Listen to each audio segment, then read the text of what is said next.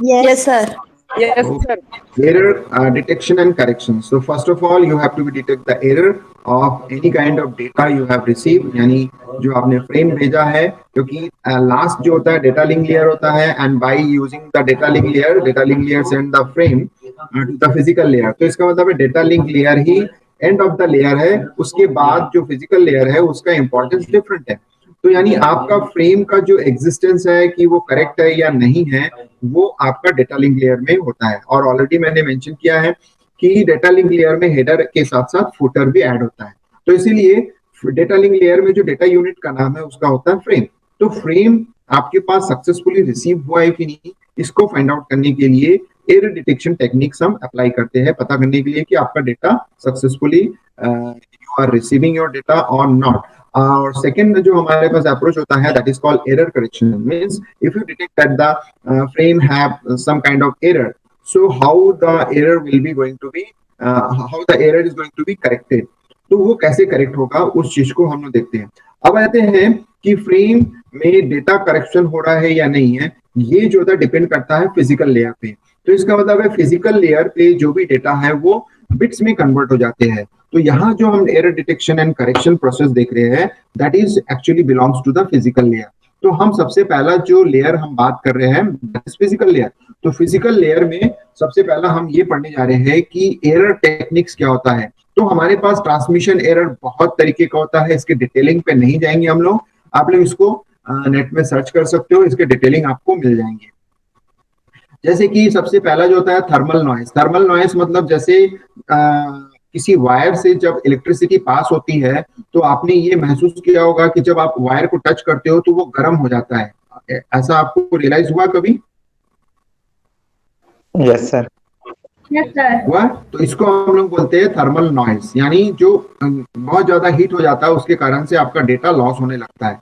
तो ये जो चीजें होती है थर्मल नॉइस कहलाता है. उसी तरह से होता है इम्पल्स नॉइस. इम्पल्स नॉइस का मतलब होता है जैसे दो वायर को जब आप टच करते हो उसमें स्पार्क होता है, आप देखे होंगे स्पार्क, Yes, sir. देखे हो?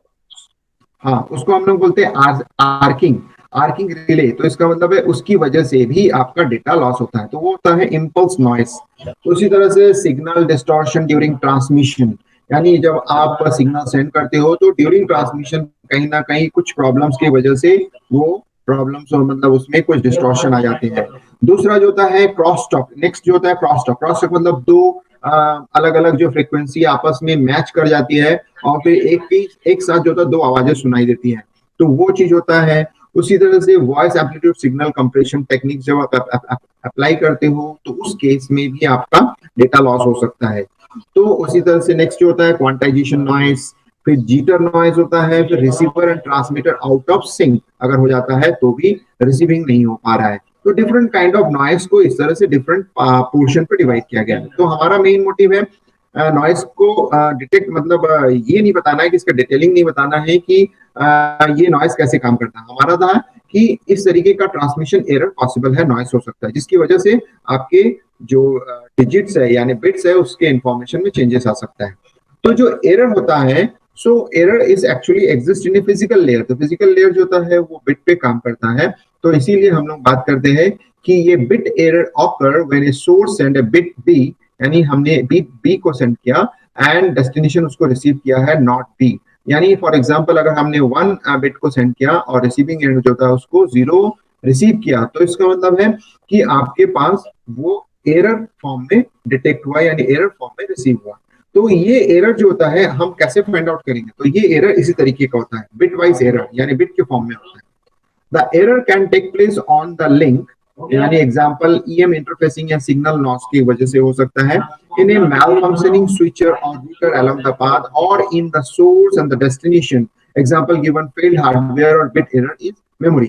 तो इसका मतलब है कि अगर आपने एक सीक्वेंस ऑफ बिट्स को सेंड किया तो ड्यूरिंग द ट्रांसमिशन कहीं ना कहीं सिग्नल के प्रॉब्लम की वजह से, जैसे सपोज कर लो कोई मैग्नेट आ गया, हाई पावर का मैग्नेट आ गया, तो उससे जो डेटा है वो चांसेस है कि लॉस हो जाए या उसमें प्रॉब्लम्स आ जाए. कुछ मैल फंक्शनिंग हो गया, जैसे स्विच जो होता है ठीक से काम नहीं कर रहा है, रूटर ठीक से काम नहीं कर रहा है, या सोर्स या डेस्टिनेशन जिसमें हार्डवेयर जिससे थ्रू डेटा सेंड कर रहे हो उसमें कोई प्रॉब्लम्स आ रहा है, तो इस वजह से आपके जो सेंडिंग बिट्स है, सीक्वेंस ऑफ बिट्स है, उसमें प्रॉब्लम्स आ सकते हैं. भले वो रिसीविंग होगा लेकिन हो सकता है उसमें चेंजेस आ जाए बिट्स में। So this is actually identified by कि हमारे पास नंबर ऑफ बिट जो हमने सेंड किया उसमें कितनी पॉसिबिलिटीज है कि कितने बिट में एरर आ सकता है। तो उसको हम लोग होता है बिट एरर रेट के नाम से जानते हैं, BER। Tell us the probability of any given bit being in error. तो यानी हमारे पास ये बताता है BER कि उसकी प्रोबेबिलिटी क्या है कि जब हम डेटा सेंड करते हैं in the form of bit तो उसमें कितने बिट में एरर आ सकते हैं। तो टिपिकली जो वैल्यूज होता है BER जो ट्रांसमिशन में हम यूज करते हैं वो होता है 10 to the power 9। 10 to power 9 का मतलब 10 टू द पावर -9, इसका मतलब होता है कि 1 divided by 10 to the power 9। इसका मतलब ये हुआ कि 10 टू द पावर 9 टाइम्स में से एक बिट में एरर के चांसेस होते हैं। आपको समझ में आया ये वाला प्रोबेबिलिटी?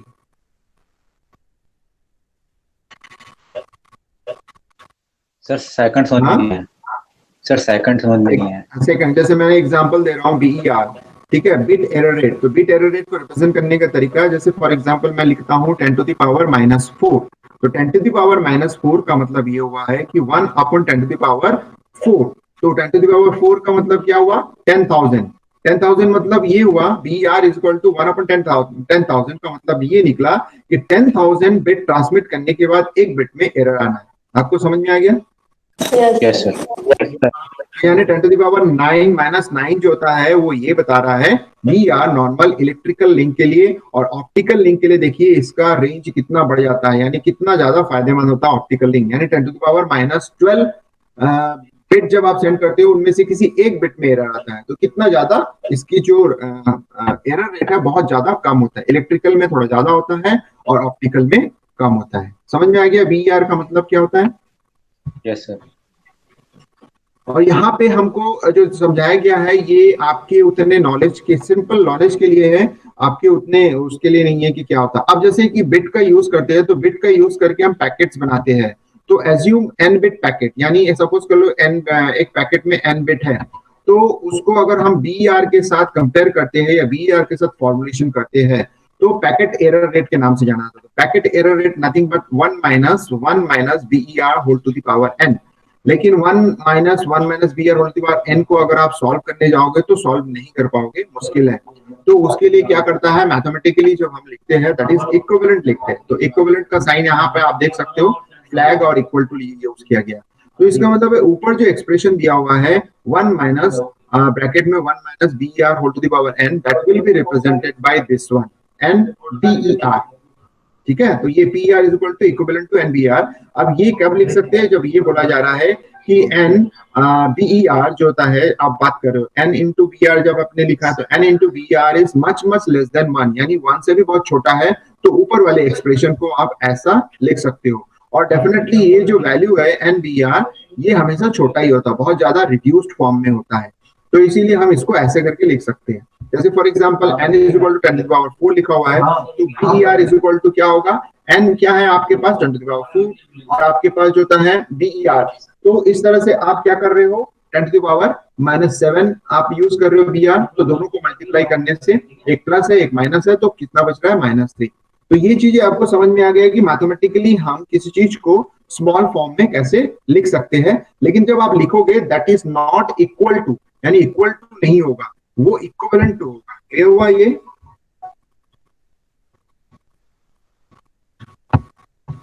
ठीक है, ये आपके उतने यूजफुल नहीं है, आपको जस्ट नॉलेज के लिए बताया गया है कि किस तरह से हम कैलकुलेट करते हैं। तो ये हम स्किप करते हैं, अब सीधा आ जाते हैं error detection approach and correction. तो दो चीजें होती है, error detection and second one is called error correction. तो first of all we are going to see that what is error detection. So adding enough extra bit to deduce that there is an error bit, there is an error but not enough bits to correct the error. तो इसका मतलब है error detection approach में हम कुछ extra bit add कर देते हैं, लेकिन जब हम एक्स्ट्रा बिट ऐड कर रहे हैं तो उससे सिर्फ डिटेक्शन के इंफॉर्मेशन हमको मिल सकते हैं, करेक्शन के इंफॉर्मेशन नहीं मिलेंगे। तो ऐसे केसेस को हम लोग जो होता है एरर डिटेक्शन अप्रोच में यूज करते हैं। तो इसका मतलब है कि एरर डिटेक्शन अप्रोच में you have to be use और you have to be add extra bit जिसमें डिटेक्शन के इंफॉर्मेशन रहेंगे, करेक्शन के नहीं। तो नेक्स्ट पॉइंट में जो दिया हुआ है, if only error detection is employed in a network transmission तो retransmission is necessary to recover the frame. तो इसका मतलब है अगर सिर्फ आप ऐसा अप्रोच यूज करते हो कि सिर्फ डिटेक्शन पे काम करना चाहते हो, यानी एरर डिटेक्शन पे काम करना चाहते हो, एरर करेक्शन पे नहीं करना चाहते हो, तो उस केस में आपको एक चीज पे ध्यान देना पड़ेगा, that is called retransmission.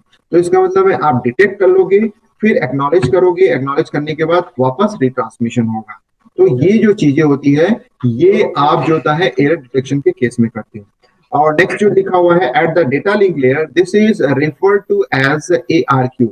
ARQ मतलब अगर आपने एरर डिटेक्शन यूज किया और उसका रीट्रांसमिशन कर रहे हो, तो इसको हम लोग एक और नाम से जानते हैं, जिसको हम लोग बोलते हैं ऑटोमेटिक रिपीट रिक्वेस्ट अप्रोच, जो मैंने ऑलरेडी आपको पढ़ाया है, जिसमें आपको दिख रहा है, आपको सब चीजें पता चल गई थी ऑलरेडी, जो सेकेंड यूनिट में मैंने कवर किया है। So at the data link layer, error detection approach is used, means that you have to be retransmit, and that is known as an automatic repeat request. Clear हुआ? Yes, sir. Sir error detection में error detect होगा बस, correct नहीं होगा ना? नहीं होगा। और Okay. डिटेक्शन चाहे करेक्शन, जो भी अप्रोच यूज करो, you have to be add some extra bits. दोनों ही केस में extra bit is required, but error detection के केस में extra bit is not used for error correction approach. यानी उसमें एक्स्ट्रा बिट जब हम ऐड करते हैं तो सिर्फ वो करेक्शन डिटेक्शन के लिए काफी होता है, उससे हम एरर करेक्शन का हम कोई चीज फाइंड आउट नहीं कर सकते हैं। ठीक है, क्लियर है, समझ में आ गया? Okay sir. Error correction requires enough additional redundant bits. तो इसका मतलब है जो चीज एरर डिटेक्शन के लिए यूज होता है वही अप्रोच हम एरर करेक्शन के लिए कर सकते हैं, बट इतने नंबर ऑफ बिट्स को हमकी जरूरत पड़ती है जिससे कि हम एनफ यानी सक्सेसफुली हम उससे डिड्यूस कर, मतलब उससे हम फाइंड आउट कर सकते हैं कि कहाँ पे एरर है। So requires enough additional redundant bits to reduce what the correct bits must have been. तो इसका मतलब है करेक्ट बिट्स क्या होगा, उसके लिए हम इसमें एनफ इतने रिडंडेंट बिट यूज करते हैं, यानी यहाँ भी एक्स्ट्रा बिट यूज होता है, बट वो रिडंडेंसी फॉर्म में होता है जो कि हम यूज करते हैं। तो इसका सबसे बेस्ट एग्जांपल होता है हैमिंग कोड। तो हैमिंग कोड का जो यूज होता है उसको हम नेक्स्ट जो होता है आपको बता दिया गया है, उसमें आप देखे थे कि हैमिंग कोड का अप्रोच क्या होता है, जो कि एरर डिटेक्शन के साथ साथ करेक्शन को भी फॉलो करता है। अब जाते हैं एरर डिटेक्शन के टाइप्स, अलग अलग तरीके के होते हैं, यानी अलग अलग तरीके से एरर डिटेक्शन को हम यूज करते हैं। सबसे पहला जो होता है लीनियर कोड्स। लीनियर कोड्स मतलब हम सिंगल पैरिटी चेक कोड, यानी टेक के information bit and append a single check bits to form a code word, and it is also known as a vertical redundancy check bit। इसका मतलब है हमारे पास एक जो होता है बिट ऑफ इंफॉर्मेशन रहेंगे, उसमें हम एक बिट को यूज करके उस बिट ऑफ इंफॉर्मेशन को कोड कर देंगे। तो ये जो होता है लीनियर कोड कहलाता है, यानी एक सिंगल पैरिटी चेक कोड हम यूज करेंगे और उसके माध्यम से हम, तो इसको हम लोग बोलते हैं पैरिटी बिट इंफॉर्मेशन, जिसको हम लोग एक नाम से जानते हैं वर्टिकल रिडंडेंसी चेक बिट, यानी VRC के नाम से जाना जाता है। तो इसमें जो एडिशनल जो बिट यूज करते हैं उसका जो साइज होता है 1 बिट का होता है, इसको हम लोग बोलते हैं single bit parity check code. दूसरा होता है IP चेकसम। चेकसम्स का मतलब होता है कि एक हेडर फॉर्मेट, यानी जो हम इंटरनेट प्रोटोकॉल यूज करते हैं तो उसमें एक चेकसम यूज करते हैं, यानी एक हेडर फॉर्मेट यूज करते हैं चेकसम, जिसमें हम ये जो VRC यूज करते हैं या जो चेकबिट यूज करते हैं उसको वहां पे प्रोवाइड कर देते हैं। ये एक दूसरा तरीका है एरर डिटेक्शन को यूज करने का। तीसरा होता है पॉलिनोमियल कोड का हम यूज करते हैं। तो पॉलिनोमियल कोड का एक एग्जांपल होता है साइक्लिक रिडंडेंसी चेकिंग। तो इसको हम देखेंगे, यानी फर्स्ट और लास्ट वाले मेथड को हम लोग पर्टिकुलर यूनिट नंबर 1 में कवर करेंगे। IP चेकसम जो होता है फर्दर आपको पता चल जाएगा। तो जनरल जो एरर डिटेक्शन सिस्टम्स होते हैं वो इस तरह से काम करता है। यूजर इंफॉर्मेशन होता है, इनकोडर क्या करता है, इनकोडर मतलब जैसे पैरिटी बिट को ऐड करना है या जो आपका एक्स्ट्रा बिट है उसको ऐड करना है, उसको हम लोग बोलते हैं इनकोडर प्रोसेस। इनकोडिंग हो रहा है, इनकोडिंग मतलब उसमें हम ऐड कर रहे हैं। तो यूजर इंफॉर्मेशन इनकोड करते हैं, इनकोड करने के बाद उसको चैनल में भेजते हैं, तो चैनल के माध्यम से वो दूसरे एंड में पहुंचता है, फिर उसके पैटर्न चेकिंग को यूज करते हैं और अगर सक्सेसफुल हुआ तो deliver user information for set error alarm. तो इसका मतलब है कि हम या तो उसको सक्सेसफुली रिसीव करते हैं या तो फिर हम डिलीवरी अलार्म जनरेट करते हैं कि इसमें कोई प्रॉब्लम्स आ रहा है। तो एक सिंपल सा जो आपका फ्लो डायग्राम है वो आपको बताया गया है कि इनपुट करने के बाद चैनल के माध्यम से फिर डेस्टिनेशन एंड में उसका पैटर्न चेकिंग होता है कि सक्सेसफुली रिसीव हुआ है या नहीं। अब error detection system using check bits, अगर हम चेक बिट्स की बात करते हैं तो कैसे होता है, तो देखिए जो मैंने अभी बताया कि इनकोड करना, इनकोड करने के बाद चैनल के माध्यम से भेजना, तो जो इनकोडिंग प्रोसेस है आप देख सकते हो यहाँ पे आपको शो हो रहा है, मैं आपको इसको डायग्राम से शो कर रहा हूँ। तो ये जो आपके पास देख रहे हो, सो ये जो पूरा पोर्शन है, ये जो आपको दिख रहा है, this portion is actually known as encoding process, जिसमें क्या हो रहा है आपके पास इंफॉर्मेशन, तो देखिए इंफॉर्मेशन एज इट इज यहाँ से ट्रांसमिट होके यहाँ जा रहा है, ये आपका इंफॉर्मेशन है, और साथ ही साथ वही इंफॉर्मेशन कैलकुलेट होने जा रहा है चेकबिट के लिए, और चेकबिट कैलकुलेट होने के बाद वो डेटा यहाँ पे ऐड हो रहा है। तो देख सकते हैं कि इंफॉर्मेशन के साथ जो एक्स्ट्रा बिट है वो ये ऐड हो रहा है, नीचे वाले चेकबिट जो होता है वो एक्स्ट्रा बिट है। अब ये दोनों चैनल में साथ ही साथ जा रहे हैं, यानी वन आफ्टर अनदर इंटीग्रेट होके जा रहा है, और चैनल के दूसरे एंड में जो चेक बिट्स है वो रिसीव हो रहा है, उसको कंपेयर कर रहे हैं, यानी एक सेक्शन होता है कंपैरिजन सेक्शन, ये बता देखने के लिए कि जो एक्चुअल इंफॉर्मेशन आया है उसमें कोई एरर तो नहीं है, और साथ में एक दूसरा इंफॉर्मेशन ये ऊपर से जा रहा है। अब जब ये इंफॉर्मेशन जा रहा है, इस इंफॉर्मेशन को वो यहाँ कैलकुलेट करने के लिए यूज होता है। तो देख सकते हैं कि जो कंपैरिजन है वो एक्चुअल इंफॉर्मेशन और जो चेक बिट आया है उनको आपस में यूज करके इसको कंपेयर करता है, उसके बाद इंफॉर्मेशन एक्सेप्ट होता है, अदरवाइज रिजेक्ट हो जाता है। तो आपको ये चीजें समझ में आ गई, ब्लॉक डायग्राम कैसे काम करता है? Yes sir. ठीक है, अब आ जाते हैं vertical redundancy check. Vertical redundancy check कैसे होता है, क्या काम करता है, यहाँ पे बहुत सिंपल एग्जांपल में समझाया गया है। एट ए स्ट्रेच आप इसको समझने की कोशिश कीजिए। जैसे आपके पास डेटा है, डेटा अब इवन पैरिटी जनरेटर, यानी जो हम इनकोडर यूज कर रहे हैं, इनकोड जिसकी बात कर रहे थे, वो इनकोडर ये इवन पैरिटी जनरेटर है। तो इससे जब डेटा को लिया, डेटा को लेने के बाद इवन पैरिटी जो होता है या ऑड पैरिटी जो भी हम यूज करते हैं, उसमें हम नंबर ऑफ वंस कितने हैं वो देखते हैं। तो नंबर ऑफ वंस अगर इवन नहीं है तो उसको इवन बनाने के लिए हम एक्स्ट्रा बिट का यूज करके उसको इवन कर देते हैं। तो ऊपर वाले जो आपके पास डेटा है, तो उसमें नंबर ऑफ वंस कितने हैं बताइए? 3। So that is odd or even? Odd or even? Odd. Odd. Even बनाना है तो हमारा वर्टिकल रिडंडेंसी कोड क्या हो जाएगा? 1। Yes sir. Yes sir.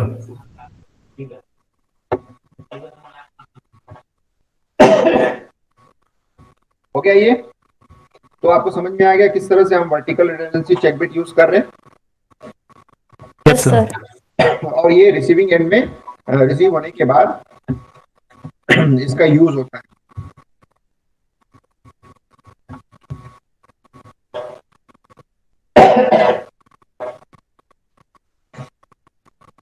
अब इसमें देखिए, अब हॉरिजॉन्टली देखिए और वर्टिकली देखिए, आपको समझ में आ रहा है कि नहीं बताइए?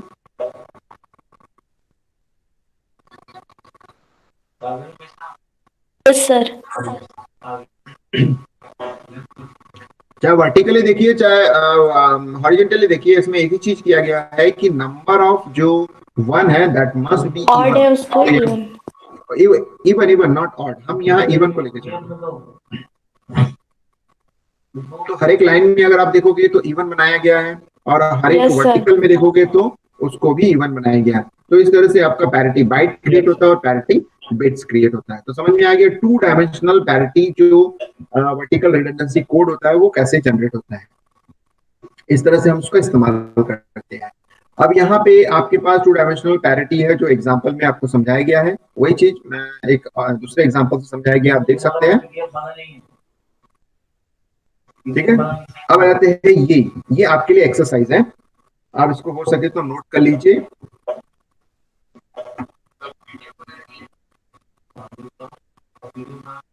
आपको